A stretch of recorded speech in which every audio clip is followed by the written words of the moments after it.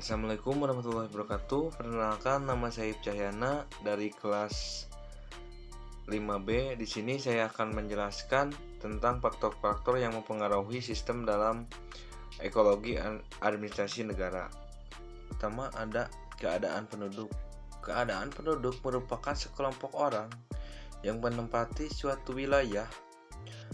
Dalam beberapa waktu tersebut, jumlah penduduk tersebut akan berubah dari waktu ke waktu karena ada beberapa faktor. Pertama, ada pernikahan dini. Yang kedua, ada besarnya kematian bayi karena banyaknya bayi yang meninggal mendorong orang tua memiliki anak banyak. Yang ketiga, ada penilaian yang tinggi terhadap anak karena penerus keturunan. Yang keempat, ada tumpuan pada hari tua. Yang selanjutnya, ada faktor-faktor penghambat tingkat kelahiran, yaitu adanya kesadaran mengenai pentingnya. Yang pertama, ada program keluarga berencana. Yang kedua, ada undang-undang perkawinan menerapkan batas minimal usia untuk menikah bagi wanita 17 tahun dan laki-laki 20 tahun. Yang ketiga, ada penundaan pernikahan dengan alasan sekolah belum kerja. Para remaja mampu menunda usia pernikahannya. Faktor yang kedua yang mempengaruhi pertumbuhan penduduk ialah kematian atau mortalitas. Penyebab kematian yang pertama ada sarana kesehatan yang belum memadai, tingkat kesehatan masyarakat masih rendah, kurangnya gizi, pencemaran lingkungan, kecelakaan lalu lintas, dan lain-lain, dan masih banyak yang mempengaruhi kematian. Adapun faktor pengendali kematian atau penghambat kematian, yang pertama meningkatnya fasilitas kesehatan, yang kedua tingginya tingkat kesadaran masyarakat, yang ketiga makanan yang cukup bergizi, yang keempat lingkungan yang bersih dan teratur, yang kelima ajaran agama yang melarang bunuh diri atau yang membunuh orang lain, yang keenam ada keadaan negara yang damai, tidak ada peperangan.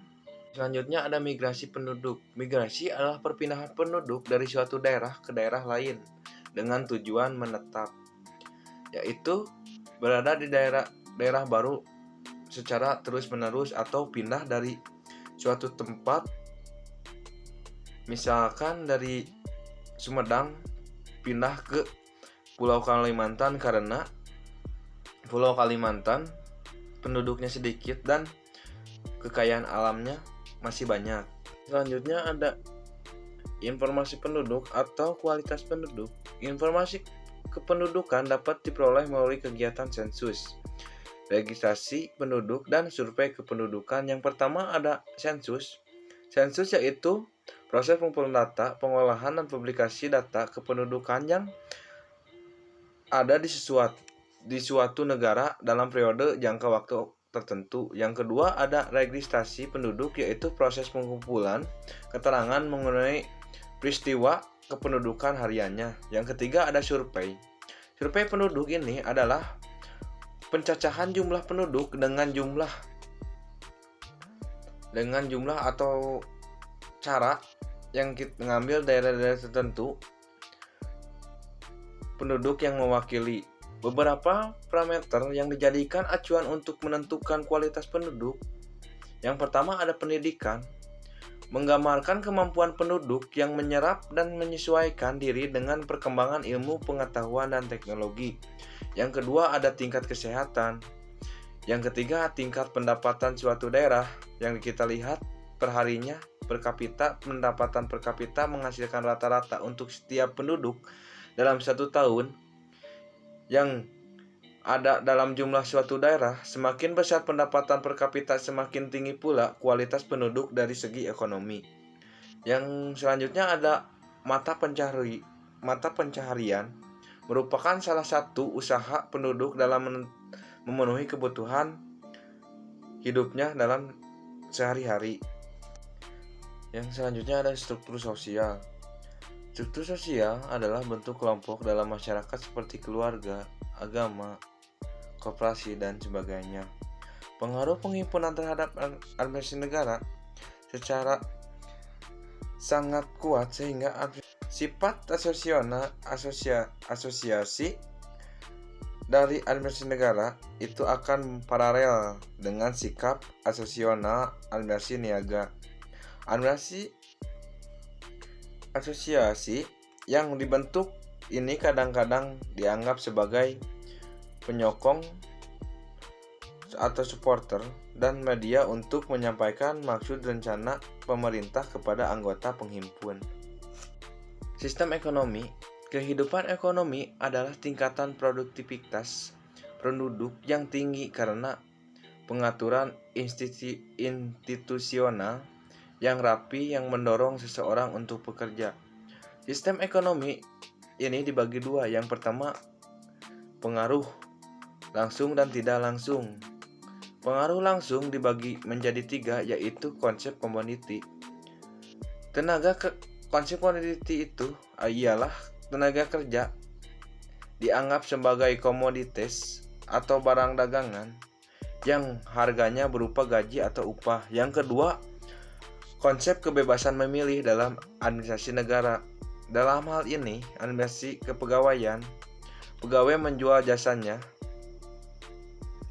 untuk mendapatkan pembayaran yang terbaik. Yang ketiga, ada konsep kebebasan kontrak.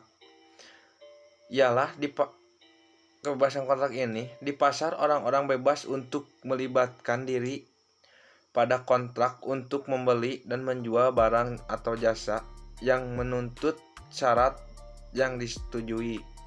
Selanjutnya ada pengaruh tidak langsung.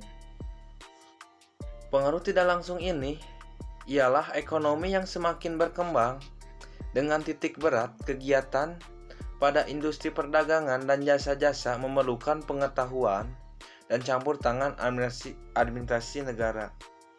Yang selanjutnya ada ideologi negara.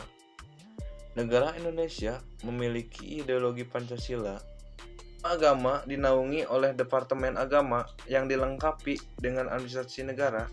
Hal ini mencerminkan sila pertama, yaitu ketuhanan yang Maha Esa. Sistem politik.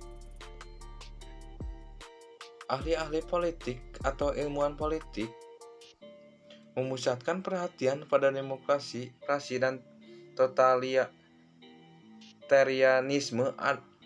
Adapun kesamaan paham antara politik stentis bahwa administrasi negara disubordinasikan kepada penguasa politik. Adapun pihak yang memberikan dasar pembenaran bagi paham demokrasi yang menyerang paham totaliter, tetapi sebaliknya ada pula yang memberikan dasar pembenaran bagi paham totaliter yang menyerang paham demokrasi. Namun, perlu dicatat bahwa pembela paham demokrasi dan pembela paham totaliter itu sama berpendapat bahwa administrasi negara merupakan alat pelengkap yang berada di bawah pengawasan organ politik dan yang sedang berkuasa. Baik, terima kasih. Mohon maaf bila banyak kesalahan. Wassalamualaikum warahmatullahi wabarakatuh.